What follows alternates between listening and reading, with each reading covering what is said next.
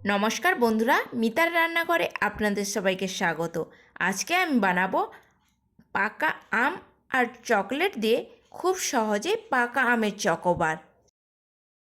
তার জন্য প্রথমেই যেটা করতে হবে, এখানে দুটো বড় সাইজের পাকা আম নিয়ে নিয়েছি আর দুটো ডেয়ারি মিল্ক নিয়ে নিয়েছি।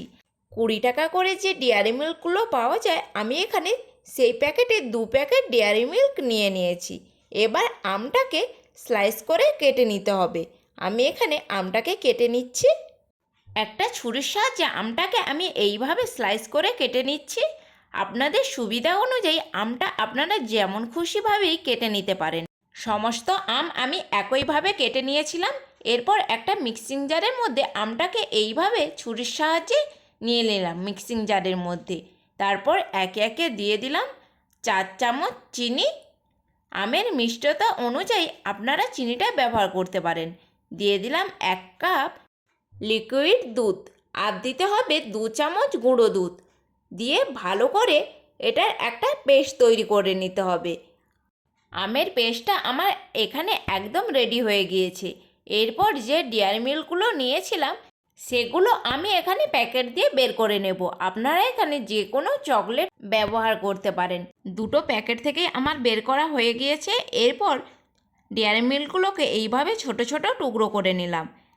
এইদিকে গ্যাসের ওপর একটা পাত্রের মধ্যে জল গরম করতে রেখেছিলাম। জলটা ফুটতে শুরু করলে তার উপর আরও একটা পাত্র রেখে চকলেটগুলোকে এই পাত্রের মধ্যে দিয়ে দিতে হবে।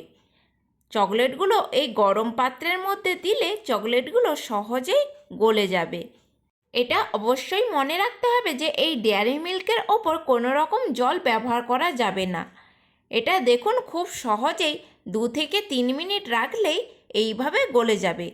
এরপর এর মধ্যে দিয়ে দিতে হবে 2 চামচ রিফাইন অয়েল। রিফাইন অয়েল দেওয়ার ফলে চকলেটটা কতটা স্মুথ হয়ে গিয়েছে দেখো। এখানে কিন্তু 2 চামচের বেশি রিফাইন অয়েল ব্যবহার করা যাবে না। এইদিকে আমি কাগজের চায়ের কাপ নিয়ে নিয়েছি, তার মধ্যে কিছুটা চকলেটের পেস্ট দিয়ে দিলাম। তারপর ঠিক এইভাবে ঘুরিয়ে ঘুরিয়ে পুরো কাগজটার মধ্যে চকলেটটাকে ঠিক এইভাবে সেট করে নিতে হবে। দেখুন, দেখলেই বুঝতে পারবেন আমি কিভাবে চকলেটটা সেট করলাম। এরপর 2 থেকে 3 মিনিটের জন্য ডিপ ফ্রিজে রেখে দিতে হবে চকলেটটা আরও একটু সেট হওয়ার জন্য। তারপর আর কি, এবার পাকা আমের যে পেস্টটা রেডি করা ছিল সেইটা একে একে প্রত্যেকটা কাপের মধ্যে দিয়ে দিলাম। প্রত্যেকটা কাপের ওপর কাগজ রেখে কাগজগুলোকে গার্ডার বা কোনো সুতোর সাহায্যে এইভাবে জড়িয়ে নিতে হবে। তারপর আইসক্রিমের স্টিক দিয়ে 8 থেকে 9 ঘন্টার জন্য ডিপ ফ্রিজে রেখে দিতে হবে।